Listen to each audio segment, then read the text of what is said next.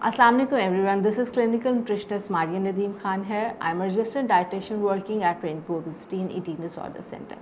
आज की इस वीडियो में हम बात करेंगे चाय के बारे में। हाँ जी, चाय हम सबकी कमज़ोरी है और चाय ना पिएं तो हमारी आंखें भी नहीं खुलती और ना हमें कुछ फोकस हो रहा होता है, ना हमें समझ आ रहा होता है कि हमने काम क्या करना है और अगला क्या बात करना है।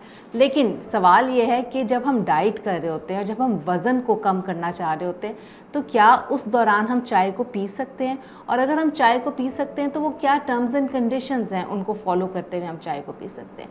तो सबसे पहले तो मैं उस चीज़ पे रोशनी डालना चाहूँगी कि हम चाय किस तरह बनाते हैं। हमारे यहाँ चाय किस तरह बनी जाती है। 2-3 किस्म की रेसिपीज़ हमारे सामने आती है, जिसमें सबसे फेवरेट रेसिपी जो है वो दूध पत्ती की है, जिसे हम एज अ न्यूट्रिशनिस्ट चाय का नाम नहीं देते, क्योंकि दूध पत्ती में हम बेसिकली दूध को पत्ती डाल के आप काढ़ते हैं बहुत ज़्यादा, और उसमें ही एडिशनल हम चीनी भी डाल देते हैं। इस तरह की प्रैक्टिस जो है हमारे घरों में देखी गई है, तो ये हमारे लिए जो है वो बहुत ज़्यादा नुकसानदेह है। और अगर आप वज़न कम करना चाहते हैं तो ऐसी चाय को हम जो है वो डिस्करेज कर रहे होते हैं, क्योंकि ये वो हमारी आंतों को भी बहुत ज़्यादा नुकसानदेह देती है और हमारी भूख को ख़त्म कर देती है, और हमें जो है बाकी हेल्दी फूड्स को खाने की तरफ हम मुतवज्जो नहीं हो सकते। लगता है बाजार के खाने बहुत खाते हो। जी डॉक्टर साहब, मैं ये मेडिसिन प्रिस्क्राइब कर रहा हूँ, वो आप ले लेना। अब कोई भी मसला हो तो मरहम से डॉक्टर की ऑनलाइन कंसल्टेशन बुक करो, क्योंकि डॉक्टर से बात होगी अब घर पर।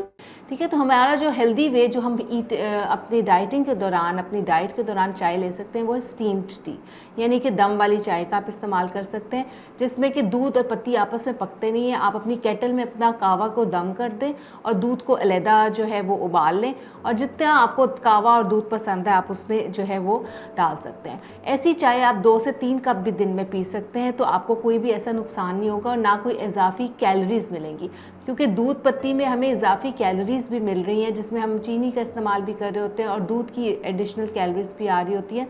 तो ऐसी चाय जो हम डाइटिंग में बिल्कुल रिस्ट्रिक्ट कर रहे होते हैं। इसके अलावा कुछ पाउडर्ड बेस्ड चाय भी जो है वो फैशन में देखी गई है कि कावा बना लिया और टी बैग्स का इस्तेमाल के साथ पाउडर्ड मिल्क डाला गया। तो बेसिकली पाउडर्ड मिल्क जो है मिल्क कहीं नहीं है, उसमें भी हम एडिशनल कैलोरीज डाल रहे होते हैं और वो पाम ऑयल से तैयार किया जाता है।